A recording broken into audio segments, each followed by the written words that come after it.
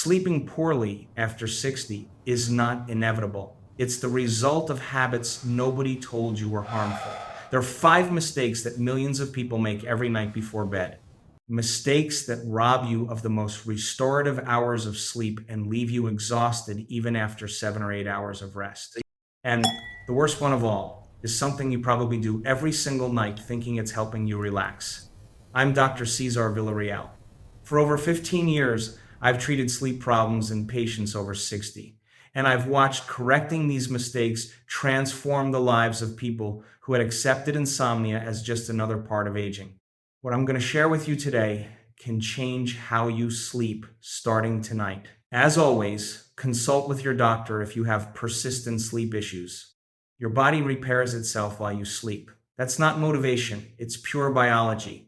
During deep sleep, your body releases growth hormone that repairs damaged tissue, strengthens your immune system, and consolidates memory. Your brain uses sleep hours to clear toxic waste that accumulates during the day, including proteins associated with cognitive decline. Think of sleep as the night shift cleaning crew at an office building. Workers leave at 6 p.m. and the cleaning team starts their job. If you interrupt the cleaners, turn on the lights, make noise, they can't work. The next morning, the building is dirty, disorganized, and everything functions worse. That's exactly what happens in your body when sleep is interrupted or you're not reaching deep sleep phases. After 60, deep sleep naturally decreases. You spend less time in that restorative phase and more time in light sleep, which makes you vulnerable to waking up at the slightest disturbance. A study from the National Institute on Aging found that up to 50% of adults over 60 report insomnia symptoms, half the population. But here's what's important. Most of those problems aren't caused by age itself. They're caused by habits nobody told you were harmful, habits that can be corrected. And when they are, sleep improves. Let's go through the 5 mistakes, from the least obvious to the most destructive. Number 5. The nighttime companion. Millions of people over 60 fall asleep with the television on. It's such a normalized ritual that nobody questions it. You put on your favorite show, get comfortable in bed, and slowly drift off with the sound in the background. It seems harmless. It even seems comforting. But it's one of the most underestimated mistakes for sleep quality.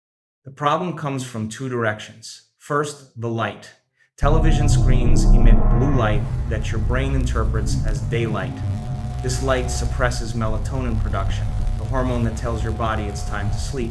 You're literally sending your brain the opposite signal from what it needs. It's like trying to put out a fire with gasoline.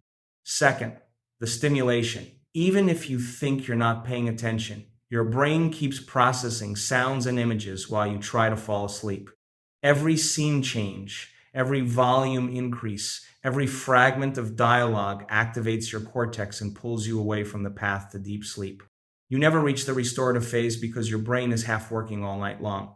Robert Thompson, 71 years old, had fallen asleep with the television on every single night for over 15 years. Since his wife passed away, the television was his company.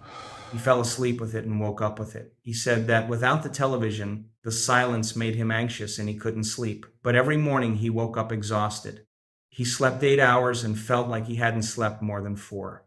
I suggested a gradual change, not turning off the television abruptly because sudden silence created anxiety. First, he replaced the television with a radio playing a calm program at low volume. No screen light, just soft sound. The second week, he set a timer on the radio to turn off after 30 minutes. The third week, he tried nothing at all. Within a month, Robert was sleeping without the television or radio, and the difference was enormous. He woke up rested for the first time in years. The mental fog he felt every morning cleared. He had energy for his morning walk, which he'd abandoned because he was too tired. 15 years of sabotage sleep caused by a screen he thought was helping him. What to do? Remove the television from your bedroom, or at minimum, set a timer to turn it off 30 minutes after you get into bed. If you need sound to sleep, try a white noise machine or a fan. Constant sound without light and without mental stimulation. Your brain will thank you. That was number 5. But number four is something you probably do every single night without thinking it's connected to how you sleep. Number four, the dinner that keeps you awake. Eating a heavy dinner or eating too late is one of the most common and easiest mistakes to fix, but most people don't connect it to their sleep problems. When you eat a large meal, especially one with heavy fats, fried foods, or big portions, your digestive system needs hours to process everything.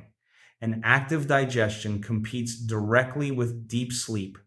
Your body can't repair itself and digest at the same time with the same efficiency. It's like asking an employee to do two important jobs at once. Both suffer. Plus, eating late, less than 3 hours before bed, significantly increases the risk of acid reflux. That burning sensation in your chest that wakes you in the middle of the night and forces you to sit up or walk around until it passes. After 60, the sphincter that closes the stomach entrance naturally weakens, making nighttime reflux more frequent. Margaret, 66 years old, woke up every night between 1 and 2 a.m. with chest burning. She took antacids like they were candy. Her doctor prescribed the proton pump inhibitor. It helped a little, but the problem persisted. Nobody asked her when or what she was eating for dinner. When we reviewed her habits, the pattern was clear. She was eating at 9 p.m., an hour before bed, and her dinners were heavy: meat with rice, beans, bread, dessert. A complete meal right before sleep. I suggested two changes. Eat before 7 p.m. and make dinner your lightest meal of the day. Soup, salad with protein, something simple that her stomach could process in 2 hours. Within 3 weeks, nighttime reflux practically disappeared. She stopped taking antacids, and she discovered something unexpected. She slept straight through. The midnight interruptions had been caused by digestion, not insomnia. A change in timing and a lighter plate gave her back 7 full hours of sleep. What to do? Eat at least 3 hours before bed. Make dinner your lightest meal and avoid heavy fats, fried foods, and large portions at night. If you're hungry before sleep, a handful of nuts or plain yogurt won't interfere with your rest. That was number four. But number three is something almost everyone over 60 does, especially on weekends, without realizing the price they're paying at night. Number three, the afternoon nap that sabotages the night. A long afternoon nap seems like the perfect rest. You're tired, so you lie down and you feel recharged. But what feels like recovery is actually a sleep debt trap that keeps you awake at night. Here's the science. Your body has something called sleep pressure. Imagine a tank filling up throughout the day. As you stay awake, as your brain works, as you move, that tank fills. When it gets full enough, you feel sleepy. It's the body's way of saying, time to rest now. Deep sleep at night empties that tank completely. But when you take a long afternoon nap, a nap of 30, 45, or 60 minutes, you partially empty that tank in the middle of the day. So when nighttime arrives, your tank isn't full enough to create the sleep pressure you need. You lie in bed, you're not tired, you toss and turn, you check the clock. Hours pass and sleep won't come. Then, near midnight or 1 a.m., finally your body accumulates enough pressure again and you fall asleep. But you've lost precious hours and your total sleep is fragmented. And there's a second effect. Afternoon naps, especially long ones, push deep sleep into the second half of the night. But your biology has a schedule. Your deepest sleep naturally occurs in the first half of the night, around 11 p.m. to 3 a.m. That's when you're most rested.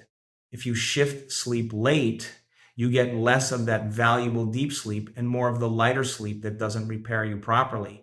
Margaret, 68 years old, complained that she never knew when sleep would come. Some nights at 9, others at midnight. She woke at different times every day. She spent a month tracking her schedule in a diary, and the pattern was chaotic. Never 2 nights the same. Weekends she'd stay up until 1 watching movies and sleep until 10 a.m. Mondays were a disaster. I asked for one commitment: go to bed and wake up at the same time every day of the week. No exceptions, not even weekends. We chose 10 p.m. and 6 a.m., 8 hours in bed every day. The first 2 weeks were uncomfortable. Some days she wasn't sleepy at 10, other days she'd wake at 5. But by the third week, something shifted. Her body started anticipating 10 p.m. Sleep came on time, and at 6 she'd wake naturally without an alarm. Her internal clock had recalibrated. She slept better than she had in years. One single change. The same time, every day. No negotiation. What to do? Choose a bedtime and wake time. Keep them 7 days a week, including weekends, including vacations. Your biological clock needs consistency, like a plant needs regular light. Give it that consistency, and it will reward you with predictable, deep sleep. 4 mistakes down. And now, number 1, the most dangerous mistake of all, the one that does the most damage and the one most people defend because they're convinced it helps them. When I tell you what it is, you'll probably recognize it immediately. Number 1, the relaxant that betrays you. This is the mistake that motivated me to make this video, because I see it in patient after patient, week after week, year after year. And every time I mention it, the reaction is always the same: surprise followed by denial. I'm talking about a glass of wine, a beer, or a drink before bed. Millions of people over 60 drink alcohol at night as a relaxation ritual: a glass of wine with dinner, a beer watching the news, a whiskey before bed. And they're convinced it helps them sleep because they feel drowsy after drinking. And they're right about one thing: alcohol does help you fall asleep faster. But what happens next is a disaster. Alcohol is a sedative, it knocks you out. But sedation is not sleep. They're two completely different things. When alcohol enters your brain, it suppresses the REM phase of sleep. REM sleep is the crown jewel of nighttime rest. It's where your brain consolidates memory, processes the day's emotions, organizes what you learned, and restores itself deeply. It's the phase where you dream, and it's the phase that makes you feel rested when you wake. Without enough REM, you can sleep 8 hours and wake up feeling like you slept 4. Your body was in bed, the hours passed, but your brain never actually rested. It's like sitting in an office chair for 8 hours without doing any work. You were there, but nothing was accomplished. And there's a second hit that almost nobody knows about. When your liver finishes metabolizing the alcohol, usually between 2 and 4 a.m., your body experiences a rebound effect. The sedative suddenly disappears, and your nervous system activates like someone flipped an internal alarm switch. You wake up, and falling back asleep becomes almost impossible because now your brain is racing, compensating for the hours it was artificially shut down. Those 3 a.m. wake-ups that so many people blame on age, on their bladder, or stress are often directly caused by the alcohol they drank 4 hours before. Research has shown that even 2 standard drinks before bed can delay REM sleep onset and reduce its duration significantly. And the more alcohol, the greater the REM destruction. It's a direct, documented relationship. Frank, 70 years old, had the perfect bedtime ritual his whole life. Dinner at 8, a glass of red wine at 9, bed at 10. He fell asleep in 5 minutes, but he woke every single night at 3 a.m. unable to fall back asleep. He'd lie awake for 2 hours until exhaustion overtook him again around 5. He'd get up at 7, completely destroyed. He'd been doing this for years. He was convinced he had chronic insomnia. He tried melatonin, valerian root teas, natural pills, even a prescription medication that left him foggy the next day. Nobody had ever asked him about the glass of wine. When I mentioned it, his resistance was immediate. "But doctor, it's just one glass. Just one. And it relaxes me. I asked for a 4-day experiment, just 14 days. Eliminate the wine completely and replace it with chamomile tea without caffeine. Everything else in his routine exactly the same. Same dinner, same bedtime, same bedroom. The first night without wine, it took him longer to fall asleep. Instead of 5 minutes, it took 20. But he slept straight through until 5:30. No 3 a.m. wake up. The second night, he fell asleep in 15 minutes and woke at 6. By the 5th day, he was asleep in 10 minutes and sleeping 7 full hours without interruption. By day 14, Frank called me with a phrase I'll never forget. I've been waking up like I'm 50 again for a whole week. One glass of wine every night for years, silently destroying the most important phase of his sleep while he thought it was helping him. 14 nights without wine gave him what years of melatonin, valerian, and prescription pills couldn't: real rest. Why is it number one? Because it's the only mistake on this list that people actively defend. The other mistakes, when you mention them, people nod and say, "You're right." But alcohol before bed, they defend fiercely because the relaxation feeling is real. The deception is perfect. You feel relaxed, you fall asleep fast, and you assume you slept well. But your brain spent the night without the phase it needed most. What to do? If you drink alcohol at night, do the 1-4 day experiment, just 14 days. Eliminate it completely and observe what happens with your sleep. Replace it with caffeine-free tea, warm water with lemon, or simply nothing. If you discover you sleep better, you have your answer. And if you still want to drink occasionally, do it at least 4 hours before bed to give your body time to metabolize it before sleep starts. Let's recap. Mistake number 5, the television that suppresses your melatonin and keeps your brain half working all night. Mistake number 4, eating heavy or late, which activates your digestion when your body should be repairing itself. Mistake number 3, the long afternoon nap that drains your sleep pressure tank and leaves you tossing in bed at night. Mistake number 2, irregular schedules that keep your biological clock in permanent jet lag. And mistake number 1, the glass of wine or beer before bed that knocks you out but destroys the REM phase your brain needs to truly rest. 5 mistakes, 5 habits that can be fixed. And when they are, sleep returns. You don't need sleeping pills to sleep well after 60. You need to eliminate the habits preventing you from sleeping well. I've seen it in hundreds of patients throughout my career. People who spent years convinced that insomnia was their destiny and discovered the solution was simple changes nobody had pointed out.